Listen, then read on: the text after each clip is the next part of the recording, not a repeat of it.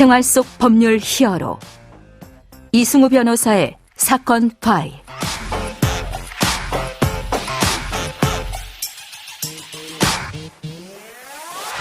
안녕하세요. 이승우 변호사입니다. 각종 사건 사고에서 여러분을 구해드리겠습니다. 오늘 열어볼 사건 파일은 선거제도 관련 내용입니다.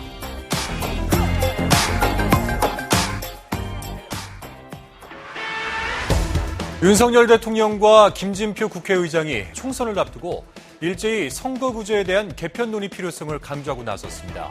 하지만 각 정당의 첨예한 이해관계가 걸려 있어서 실제로 이루어질 수 있을지는 좀 더 지켜봐야 할 것으로 보입니다. 사건 파일 오늘 주제는 소선거구제와 중대선거구제, 이 두 선거구제별로 어떤 차이점이 있는지, 장단점이 있는지 비교해보는 시간을 가져보려고 하는데요. 자, 선거법이라는 것에 대해서 헌법 절차법이다라는 평가가 있습니다. 자, 최근 정치의 화두로 등장한 선거구 제도에 대해서 정치 외교학을 전공한 박기태 변호사와 함께 알아보도록 하겠습니다. 안녕하세요, 변호사님. 예, 안녕하세요. 예. 자, 정치 외교학적으로 좀 좋은 얘기 오늘 많이 들려주십시오. 선거구제 얘기로 아주 시끄럽습니다. 자, 두 선거구제가 어떻게 다른 건지, 장단점이 뭔지, 무조건 좋은 것만 있는 건지, 예. 이런 것부터 좀 한번 짚어주시죠. 일단 그 얘기하기 전에 예. 먼저 이 선거구제에서 어떤 거를 중요하게 생각을 해야 되는지부터 좀 말씀을 드리겠습니다. 네네. 첫 번째는 이 표의 가치입니다. 예. 그러니까 표의 가치가 우린 다 똑같다고 생각을 하지만 네네. 그렇지가 않아요. 내 표하고 변호사님 표가 예. 같아야 된다. 지역구의 크기에 따라서 그런 게 아닌 겁니다. 네네네. 그러니까 지역구가 어디에는 10만 명이 살고 어디에는 5만 명이 산다고 하면 예. 이 국회의원은 표를 몇 개를 가지고 이제 국회의원이 됐느냐를 생각을 해보면 예. 2배, 3배가 날 수도 있는 거죠. 근데 예. 사실 이 대표라는 거는 민주주의적으로 예. 국민 한 사람의 표를 가지고 이제 대표들이 뽑히는 건데 네네. 이게 표의 가치가 다 다르게 되면 또 문제가 생깁니다. 그래서 최대한 이 표의 가치를 비슷하게 만들어야 되는 게 첫 번째고요. 예. 두 번째 이제 이게 비례성이라고 하는데 예. 이 정당에 대한 지지율과 실제 의석이 좀 비슷해야 됩니다. 예. 그러니까 예를 들어서 지금 22년 총선 같은 경우에는 43%가 사표라고 하는데요. 네네. 그러니까 사실상 없어지는 표가 엄청 많은 거죠. 그렇죠. 그리고 예를 들어 모든 지역구에 다 10%씩 지지를 얻는 정당이 있을 수가 있습니다. 예.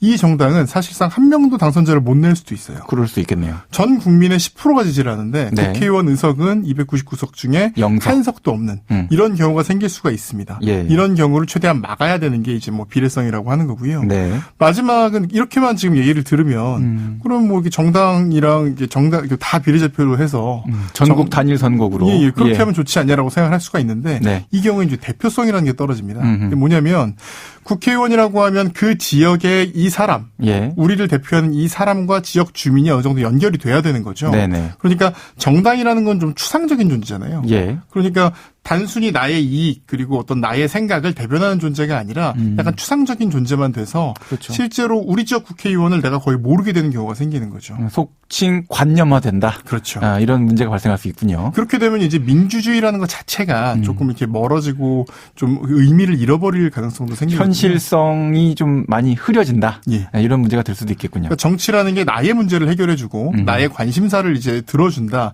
이런 어떤 확신이 없어지게 되는 거죠. 네네. 자, 그러면 소선거구제와 중대선거구제 이 제도의 장단점을 좀 간략하게 좀 짚어주시죠.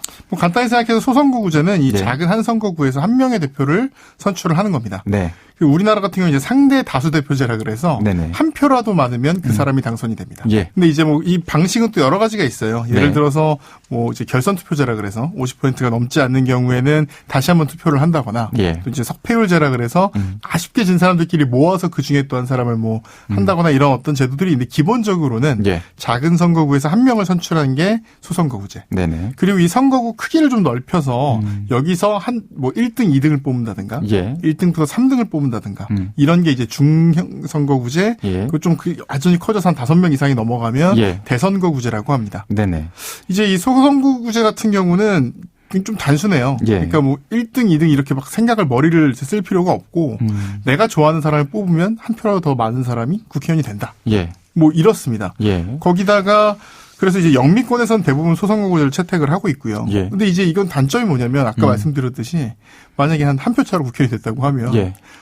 한 표차로 떨어지는 사람을 뽑았던 표는 사실 다 이제 사표라고 하는데 네. 이제 다 의미가 없는 표가 돼버리는 거죠. 그렇죠. 이렇게 되면 이제 비례성이 아까 말씀드린 비례성이 좀 많이 떨어지고 또 승자 독식을 하게 되고 예. 그래서 이제 다양한 정치적 목소리가 반영되지 못한 어떤 문제점들이 생깁니다. 또 한편으로 나오는 지적으로는 대통령 중심제 표현이 좀 정확하지 않을 수 있는데 대통령 직선제의 네네. 경우에는 소선거구제가 적합하다. 네. 이런 의견도 있는데 그건 어떻습니까? 일단 맞는 말이고요. 네. 기본적으로는 적합하다기보다는 만약에 내각제 예. 아니면은 이제 국회의원들의 숫자에 따라서 뭐 총리나 대통령이든 이런 사람이 결정되는 제도라면 이 경우는 소선거구제가 아예 할 수가 없습니다. 예. 왜냐하면 만약에 아까 말씀드렸듯이 뭐 10% 20% 이런 데도 의석을 하나도 갖지 못하는 경우가 생길 수 있잖아요. 네네. 그런데 대통령을 직접 뽑는 게 아니라 그 의원 숫자로 뽑게 되면 여기서 다시 한번 왜곡이 발생하는 겁니다.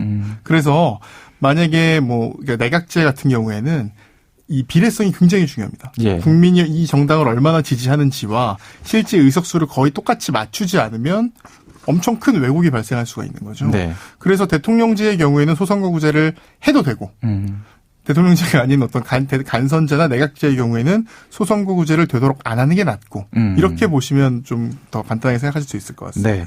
근데 중대선거구제와 관련돼서는 뭐 대안이 될 수 있다라는 의견도 있었지만 네. 한편으로는 중대선거구제만 가지고 지금과 같은 여러 가지 대립구도, 양당 구도를 해결할 수 있느냐 그것도 어렵다. 또 굉장히 적은 표를 얻고도 당선되는 경우를 어떻게 감당할 것이냐. 네네. 뭐 이런 여러 가지도 문제점들이 있다라는 네네. 설명이 있거든요. 중대선거구제는 어떻습니까? 중대선거구제는 기본적으로 이렇게 좀 더 선거가 넓어지고 네. 거기서 1, 2, 3등 뭐 이렇게 뽑을수록 좀 더 비례성이 약간 강화되는 어떤 측면이 있습니다. 네네. 그런데 이게 그렇게 생각하면 좀 좋을 것 같잖아요. 예. 그런데 아까 말씀드렸듯이 이제 대표성이 좀 떨어져요. 그러니까 예를 들어 어떤 지역을 생각하시면 되냐면 서울을 생각하시면 좀 감이 안 올 텐데 예. 지금도 강원도 같은 경우에 네네. 시를 제외한 나머지 인구를 거의 다 합쳐야 중선거구제 하나가 나올까 말까. 그렇겠네요. 강원도 전체의 중선거구제로 만약에 한다면 의석이 뭐 3개, 그러니까 지역구가 한 3개, 4개밖에 안 되는 경우도 생길 수가 있습니다. 예, 예. 이런 경우는 사실 나와 너무 멀리 있는 사람이거든요. 그래서 나의 대표성이 떨어지는 문제가 있고 예. 두 번째 이제 일본의 사례인데요. 예. 일본의 이 보수적인 정치 환경이 지속된 제일 큰 이유가 중선거구제 때문이다. 이렇게 얘기하는 경우도 많이 있거든요. 네. 무슨 말이냐면 예. 어떤 선거 돌풍 같은 게 일어나기가 힘든 거예요. 네. 예를 들어 소선거구제에서 한 표만 어떤 돌풍을 일으킨 후보만 당선이 될 수가 있는데 예. 중선거구제로 만들어 놓으면 거대 여당이 있는 경우 한 석은 거의 무조건 기본 표만 가지고 있으면 북박이로 넣어놓고. 북박이로 넣어놓게 되는 거죠. 네네. 그러니까 정치 개혁이라든가 어떤 바람이라든가 이런 게 일어나기가 좀 쉽지가 않습니다. 예. 자, 오늘 그 소선거구제와 이제 중대선거구제 전체적인 이야기를 우리가 이제 검토를 해봤는데요. 예. 자, 마지막으로 이 선거구제도 관련돼서 이제 개선 방향에 대해서 한 말씀 해주시죠. 저는 지금 선거구제 우리나라의 경우는 소선거구제를 기본으로 해서 네. 비례대표제를 일부 이제 도입하고 있는 상황이고요. 예. 이 비례대표제를 어떻게 할 것이냐에 따라서 계속 이 선거제도가 조금씩 변화해 왔습니다. 네네. 어쨌든 비례성 문제가 좀 있기 때문에 우리나라의 경우에는 어쨌든 현재 상태에서는 중선거구제를 도입하는 것도 하나의 방안으로 생각해 볼 수가 있습니다. 네네. 다만 근본적으로는 우리나라는 국회의원 숫자가 너무 적다는 생각을 저는 합니다. 저도 그런 생각을 많이 하거든요. 지금 우리나라 같은 경우에 국민 10만 명당 국회의원이 0.58명밖에 안 되는데 스피커가 굉장히 약하다. 예, 숫자가 맞습니다. 적다. 이런 얘기죠. 그러니까 약하다기보다 네. 국회가 하는 일은 거의 정해져 있습니다. 네. 이 일을 100명이 하냐 300명이 하냐를 비교했을 때 100명이 할 경우에 국회의원 한 사람의 힘이 더 세지게 되는 겁니다. 그렇죠. 그만큼 힘이 집중될 테니까. 그렇죠. 네. 힘이 더 세지고 해야 될 일도 더 많아지는 거죠. 그러다 보니까 보좌관 숫자는 계속 늘어나고. 그래서 사실은 우리가 선출하지도 않은 보좌관들이 네. 국회의원이 해야 될 역할을 하고 있는 게 지금 현실이거든요. 네. 그래서 지역구 의원이 많아지면 아무래도 우리의 어떤 민원이라든가 이런 걸 얘기하기도 좀 더 좋아져서 대부분의 사람들이 좋죠 이렇게 얘기를 한단 말이죠. 그렇죠. 그래서 현재 상태의 한 2배 정도. 그리고 이 나머지 부분을 비례대표를 선출하는 방식이 되면 예. 이 말했던 선거제도의 문제들도 상당 부분 극복이 되고 또 지금 아까 말씀하신 문제들 보좌관들이 실제 국회의원처럼 뭐 어떤 영향력을 가지게 되는 문제라든가 국회의원들의 일이 너무 과중되는 문제 이런 것들도 막을 수 있을 거라고 생각합니다. 세비를 절반으로 삭감하고 보좌관 숫자도 한 절반으로 삭감한 다음에 국회의원 2배로 늘리면 되겠네요. 자, 지금까지 박기태 변호사와 함께했습니다. 오늘 말씀 고맙습니다. 감사합니다. 생활 속 법률 히어로 이승우 변호사였습니다. 다음 주에도 사건에서 여러분들을 구해드릴 사건 파일 함께 열겠습니다.